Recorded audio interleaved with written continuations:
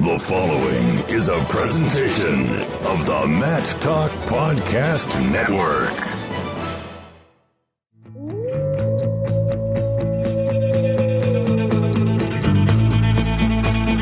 The mind of Pat Popolizio is a wondrous thing. And for you Pack Wrestling fans, you'll get to go inside the mind of the Skip each and every episode here on the Pack Mentality Pop-Ins podcast. Now, here's your host, NC State Director of Athletics Digital Communications, Ryan Reinhardt.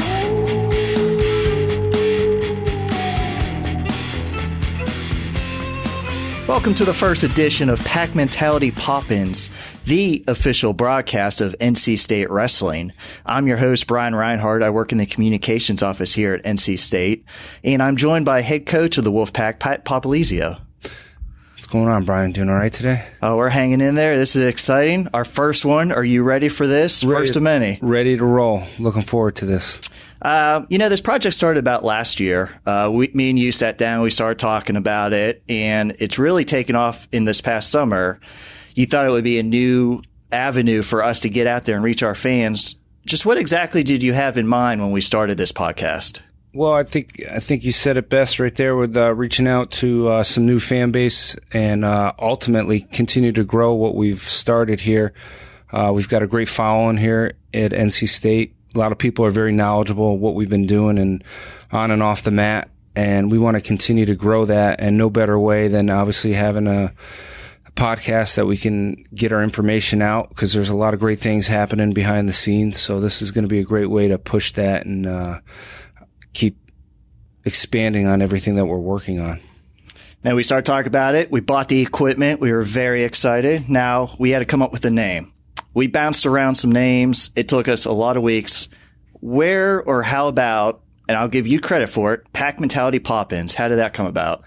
A lot of brainstorming, talking to a couple people.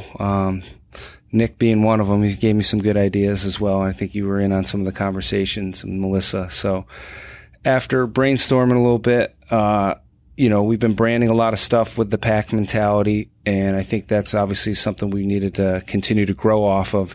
And it's a great way to kind of explain to people what that is. And I think as time goes on and the athletes speak themselves on different topics, I think we're going to get a good understanding of that.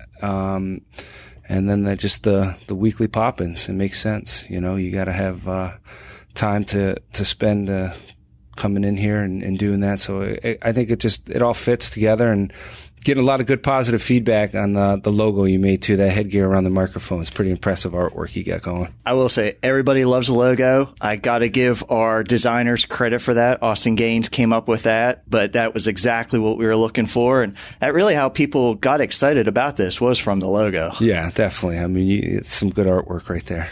And as you said before, too, we're going to be, doing these about maybe 2-3 times a month. We'll probably pick it up more once the season goes, but we're going to have you on, and awful lots of people are going to get used to your voice, obviously. But we're also going to have some of your student athletes on this, too. We want, people to introduce, we want them to know who they are and introduce them to the many fans that we have. So how exciting is that? It's a new venture for them, too, as well. Yeah, I think that's good. We got some great personalities on our roster right now, some guys that have some interesting backgrounds, but I think ultimately it's going to be great to get a real inside view of everybody's personality on this team, because ultimately you see them out there competing, but to know them day to day, I think is going to be something different this year, and it'll gives fans something to look forward to when they come to the matches, because they're going to know these guys from even being off the mat and things that they talk about, maybe some of their backgrounds and their stories. We got a lot of good success stories that we need to get out there, and this is going to be a great way to do that. And we wanted to start this right before the season started. Timing has worked out great. You guys, first official practice, Tuesday, October 10th. How much excitement do you have right now at this time of year? It's good. We've obviously going through a preseason with the guys, so this is a good time. Guys hit the fall break, go home for a little bit, regroup, and then we start our official practice. But we've been on a nice cycle of training right now. So the guys are probably looking forward to it more than ever, because that means they get to run a little less from some of the preseason workouts we've been doing. So it's more focused on the mat as we get back. And obviously, I think it puts it in check we get a little closer to competition. So guys, got to be a little more disciplined and a little bit more weight management. So starting up next week, it's full go in the room, and we get issued out gear today. So guys are ready for that. It's like they get a good bag of goodies, and everybody's all smiles right now heading home for fall break. Well, I was going to say that does seem to be one of the best days of the year around here. Adidas, they just give the guys so much. It's all spread out. We get so much good pictures from that on social media. Some would say it's like the holiday season. How exciting is that? Because guys know the season is around the corner too, but you're going home with T-shirts, with sweatpants, all different stuff that is branded with NC State Wrestling. Yeah, and that's the fun part. These guys get to wear and brand everything that we're about. I tell them they got to come back with the majority of the gear because they can't be giving it all away to friends and family because it's here to wear to compete in. But it is good. These guys have earned it.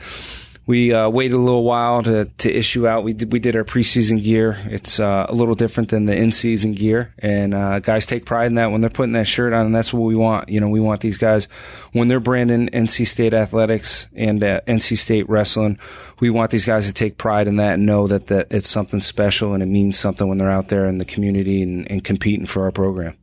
So now with practice around the corner, we kind of wanted to devote this first episode to just talking about practice and getting ready for the season. So we're going to start with, your guys were here all during the summer, but a lot of your work is in freestyle wrestling, whereas college is folk style. So just how does that translate to the college season, and why do you guys focus on freestyle so much during the off season? It's a good change of scenery. Freestyle is a huge component of our sport. The ultimate goal in our sport is to win a world or Olympic medal, gold medal that is. And our guys have those goals, and, the long-term goal for a guy in college is to obviously win a national title, go on and continue to compete to win an international medal, gold medals, and make world teams. And, it's starting to happen firsthand here right now. Nick is obviously a person that's shown that you can do that here at NC State. So I think we've gained a lot off that this past summer. And the system that we put in place with our training, I think, is having a direct effect on the success we're having during the season. So they go hand in hand with each other. And it's a little different style of wrestling, which is good because it obviously, for our guys on the mat competing, it makes them technically get better because there's some things in freestyle you get exposed during our season in folk style. If you're not crisp on some of the technique, it shows, and especially the senior level of wrestling that a lot of our guys were able to compete in this summer. So we're making that transition back last basically 4 to 6 weeks. Guys coming off freestyle, doing folk style full time. So it's been a good transition for us right now. It seems like a little bit, maybe not all of them. Some of the guys don't like preseason as much as they do like to get in that mat room. So what are you guys doing on the preseason? I know you said you take them out of the mat room. Where do you guys go? What are you doing before this first official practice? Yeah, I guess you can say that. Reading some of the guys' tweets, I think it's pretty obvious the guys don't enjoy some of the process. I think they embrace the training part of it, but I think it is overall, the luxury of being here through the summertime is we're already in shape for the most part coming back. We just need to build a little bit of conditioning, and preseason kind of sets the tone of your season, and that's something we're able to do right now. We're fortunate to have a very good strength coach, Sam Craven, works a lot day to day with our strength and conditioning. So implementing a little bit of running, a little bit of agilities, I think it builds a lot of good reaction time, and then, core conditioning for our team right now. And that's something we've done over the last 4 to 6 weeks. And we'll continue to do it, but it definitely changes during official practice. Things change up a little bit, but yeah, I guess you can say guys aren't a huge fan of coming in here and getting up at the crack of dawn to work out for a couple hours in the morning as the sun's coming up. See, sometimes on social media, teams are doing different things, playing different games. What's the favorite game for the team in the mat room? A fight with them every day over this, but they love their handball. I sometimes think it's the best warm-up we get, so it's they take a lot of pride in it, and obviously the more competitive these guys are, I think the higher intensity of the game is. So I can't argue with their level they're at when they start practice as far as the warm-up goes, because sometimes it's our best warm-up. But yeah, guys definitely like to play games. So we played a lot of games. Those are mind games during preseason. The guys really appreciate that one. So I'll let them hopefully later on in some of these podcasts, they can explain the competition. I beat them all in the summer on the track. Well, going back to handball, first of all, I'm sure we'll get back to the track issue as we go at a later date. But the handball, who's the first overall pick? Ooh, we got some good picks there. We got to name some names sometimes. Yeah, I see Kevin Jack always getting picked first. He's very deceiving. He's very athletic and has got a lot of skill. Some of the guys, they got lead feet out there, so I think they ended up getting picked last. But it's fun to watch because you see different skill level of a lot of these guys in the room. But it seems like Kevin's probably the guy he might be a ball hog in the room too. I see a little bit of that going on, so we're gonna have to work on him sharing the scoring. Is everybody required to play? Do you have that? Don't name names here, but does someone all of a sudden have to do some cardio instead over in the corner? Yeah, I won't name a few guys, but they're not big on playing the game, so they'll ride a bike warming up and get ready for practice. So we take about 10-15 minutes here and there for these guys to do that. It doesn't interfere with the whole practice schedule, so it works out pretty good for them. Coaches involved? Coach Hall is very intense out there. First, I don't know if anyone has ever said Coach Hall and intense in the same sentence. Yeah. That might be a whole episode on itself. Yeah, he can explain where that comes from. But he gets very competitive out there, and it's everybody wants to win. But I see Hall out there quite a bit. Tommy Gant's in there every now and then when we're warming up, so he'll bring some fire to the game as well. So now going back to practice, we're going to be talking about official practices. How do you guys, NC State, how are your practices structured day to day? Varies for different times of the year. Right now, obviously, we're focused in on a lot of technical side of things, really zoning in. You got all different levels in your room right now. You got guys that are returning All-Americans competing for a national title. You got your freshmen in the room. So we want to make sure we're able to balance it out and not holding anybody back. So, some guys are doing some different type of work, but ultimately we're on the same thing as a team, working certain positions out and continuing to grow on the technical side of things each day. So, we'll stick to something for several weeks before we move on as a team. But, the last thing we want to do is slow guys down that are ready to move on to the next thing. So, and that's the luxury of having guys and, coaches that we have right now. They can come in early in the morning and get on some extra work on the technique side of things. And then, we're still building our base on core conditioning with the live goes. So we're also cautious that we're not rushing into anything that's too much, where we can continue to keep guys building their conditioning so the practices aren't, overwhelming to some guys. But at the same time, we want to push them and make them grow as athletes. So there's that fine balance. So you're not overtraining guys and, making yourself vulnerable to injuries. How much planning and preparation do you guys do for a practice as a coaching staff? How is it planned out, mapped out? Do you just kind of go to see how the guys are doing and you might switch it on the fly? How much planning is really involved in it? There's a ton of planning. I think you got to evaluate where you're at as a program each year. And that's something we worked extremely hard this off season to do. I know at one point we sat down with swimming and diving. They've had a lot of success. So we talked about peaking a lot with them. We felt like as a program they've done an unbelievable job getting their athletes ready for the end of the year. And that's something, we're working backwards from when we met as a staff and we sat down and we talked about it, what's going to put us in position to do that at the right time of the year. And so we've worked on that for a year schedule. So, nothing's set in stone because obviously you gotta move with your team a little bit, but at the same time, I think we can put in training phases that we know there's going to be some higher intensity. We also know there's going to be some tough competition certain times. So you try to map that out with your season, and I feel like we've got a really good plan this year to do that. We have a lot of experience and maturity, and guys taking a lot of pride and ownership in their training, which helps us as coaches. So it's a little bit more of managing and making sure guys stay the course as opposed to implementing and pushing guys harder than they need to be pushed because I feel like most guys are very driven. So, we do week to week. We sit down, we talk about it, but at the end of the day, we have a plan and different level of intensities that we want in our practices. I'm sure they'll change a little bit here and there as we get competing, and certain guys might need a little bit of a breather, but at the most, overall for our year, we can tell you the intensity that our practices are going to be at. I was going to say the intensity has got to help the team. I mean, we've seen the results the last almost 4 years in the top 20 every year. So you have your 10 starters out there, but there's a lot of competition for those starting spots, and other guys we might not see that much. How much competition is in that room right now? It's growing each week. Each month, our competition's getting better in that room, and I think that's what's bringing out the best in these guys right now. And what I love about them is they're embracing it.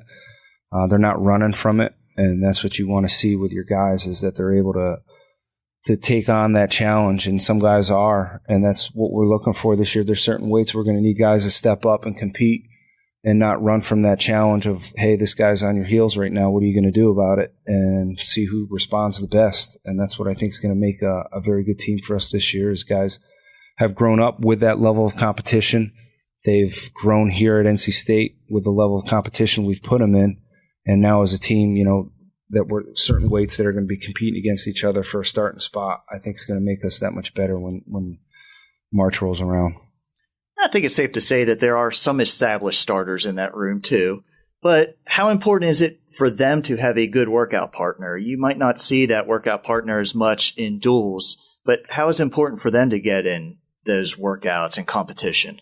It's funny you bring that up. We had this conversation as a team yesterday, and we talked about how fortunate we are to have that in our room right now. When you got guys like Pete Renda and Michael Machiavello wrestling each other every day in that room, I think if you look back and you look at the progress both guys have made, they've made huge strides at the college level, and it's because those guys have each other to push in the room every day. And a guy like Machiavello has made huge strides over this last year. He's gotten to a whole new level now, which is pushing Pete to a whole new level. And so that gets, that's where you start seeing that benefit. And we can go up and down our lineup left and right on that, where there's guys battling with each other every day. And even the coaches that we have in the room that are still able to wrestle in there. So it's been very beneficial. Bringing Donnie Vincent in on staff is going to be another guy that can help a lot of the guys in our room. So, we're benefiting from that. And I think that's ultimately what you want, is you want these guys to be able to make their easy days when days they have to compete, and make the tough days in the room very challenging. And that's something we talked about this year, is we have that across the board, where somebody in this room is going to get challenged and push every single day. So when we get out in competition, there's no surprises. You think wrestling is kind of a unique sport where, just as you said, wrestling coaches are in that room. They're taking on guys and showing them how to do moves rather than just telling them. You think that's unique to wrestling? It is. I think all sports need to do. I think football coaches need to get in there now and start battling in the linebacker position. And no, it is. It's just something that we've grown up doing, and it's kind of one of those where it's a hands-on type sport. You're in there, and you got to have partners to have good practices. So as coaches, youth is important. That's what we're thankful to have here at NC State. I watch from the side now, so that's what we're bringing in Donnie in for, and having Adam Hall and Obi, and we're blessed to have a very good regional training center situation here, so guys can obviously get workouts in outside our practice with those guys and benefit from it. But youth is on your side in this sport, and that's something we have right now, and we'll continue to use it to our advantage. One thing we're going to talk about right now, we're going to plug a lot more as we go forward, but I believe it was just finalized this week. Before the Clemson football game, you guys are going to go over to the indoor practice facility, open it up for fans. You want everybody to come by. What's the purpose of that? What do you have planned? Is it still in the early stages here? Yeah, we've been working in the off season pretty hard to kind of figure out an event. We usually do one, every year that's on campus, that we can get people to come out that maybe aren't so familiar with wrestling. Maybe they're connected to somebody on the team that they know, hey, this kid's in my class, and this will be a great opportunity for them to come out and see the excitement of the program, the guys that are on the team, understand the amount of work that goes into it. Because coming to a match is one thing, and then actually watching a practice, I think, is another thing. So we're going to do a little bit of both. We're going to have some weight classes that need to be wrestled off. We'll have a ref there to do it, but we're also going to have, kind of a practice that morning that we can show and obviously showcase to people that maybe aren't able to come watch a practice what it's all about and how much work goes into that. And the luxury of being in the indoor facilities, we got 100 yards we can run in between. So we'll be able to get conditioning, live goes. Guys are going to love that fact. Yeah, they're going to they'll be complaining about the running, but that's all right. That's what the preseason got them in shape for. So, overall the goal is to crossbreed our sport with, people that are fans of NC State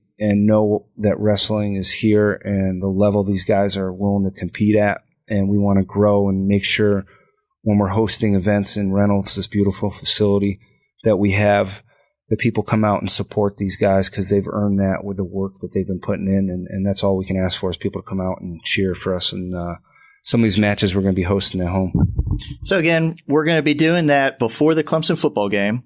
We don't know the game time yet, but it will be before. So as soon as we find out the football time, we'll be pushing out more information about that. But that's also going to be an opportunity. Fans don't just – they're going to have the chance. They can come by and watch, but you also want some interaction. You want to meet people. You want the wrestlers to talk to fans. Yeah, and if they're lucky, we'll let them get on the mat and roll a little bit, right? We'll get some waivers going. I'm not sure if anyone's going to take you up on that offer. That means you're going to have to step out there too. You and Kevin. That's the competition you want, I guess you can say. But no, it is. It'll be a good opportunity to come out, meet the guys, talk to them, see what they're about. Get a little bit of the competitive side of them, but also in a laid back atmosphere. And then, later on that day, we get to go over and watch the football game. So that's going to be an exciting time for just NC State athletics in general. So I think we've covered practice enough. I mean, you guys are going to start next week. We're going to be rolling with different topics as we go on. But I think one idea that I had, each time we get a guy in here, I want to ask the same 7 questions. We're going to name names.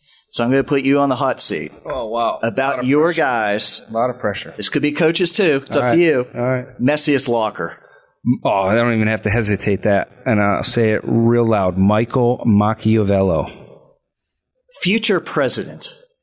Wow, that goes 2 names in a row. Michael Machiavello. But I don't know if he can get that with the messy locker. He'll have to be working. I call him the mayor already, so he's ready for that. I know he likes to go around, shake hands, very personable, so yes. He would be good for that. Mike the mayor. I think he's known around campus for that. Future WWE wrestler. Ooh, wow, that's a good one. Let me think about that one. That was Beasley, but now that he's not here, I got to go to our second best. But and Nick, these guys, that's all they talk about. And you got the trio right there. Well, we're hoping that we're going to get that connection. I think Beasley knew every name there was. You guys, the history, I don't know, you're going to have to fill that void a little bit this year. We'll pick up the slack. I tell Nick, he's doing great USA Wrestling, but I think his future's in the pros. Definitely. He's got some fun stuff. Most likely to be asked to help with schoolwork. That's a good one, too. I already know a lot of guys go to Sean Foss for a lot of help. I think he's set the standard pretty high with his academic background and what he's done. Jake D'Angelo are the two. Probably those 2 guys alone stand out. Jake's back from is doing his undergrad, took a year off, and is actually back for his grad courses here and is a great mentor to these guys because he works really hard on the academic side of stuff. Future coach.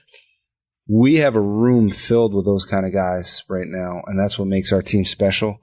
I think you can go all the way up and down our lineup with guys that have goals to become college coaches or whether it's high school level. Guys that stand out a lot in that room right now, and they're still learning. But Kevin Jack is a guy that really does a good job helping with some of the younger kids and just being in the room and evolving on some technical side of things and working as a great mentor. So there's a room filled with all those guys in there right now.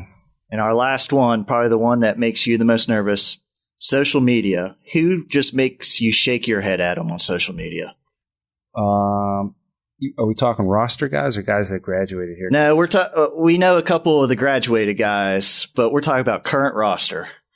I'm going to have to think about that. You're putting me on the spot right now with that. I think there is one recent graduate that we all shake our heads on and who is out there. Great supporter of the program.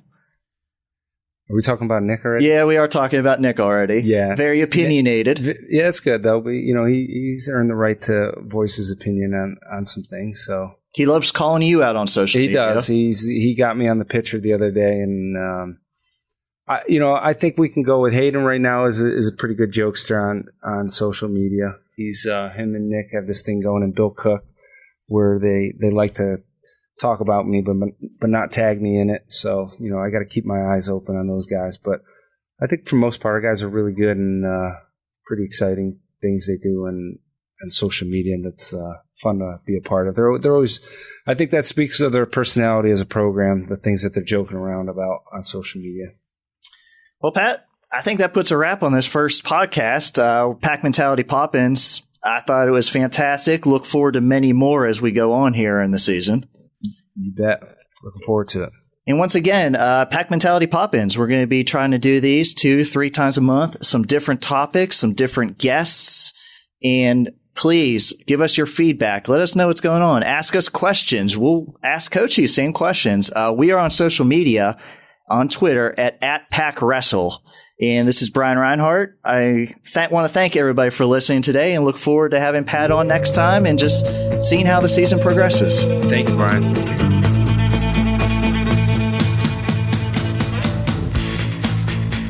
Pack Mentality Pop-Ins podcast is produced by the Mat Talk Podcast Network.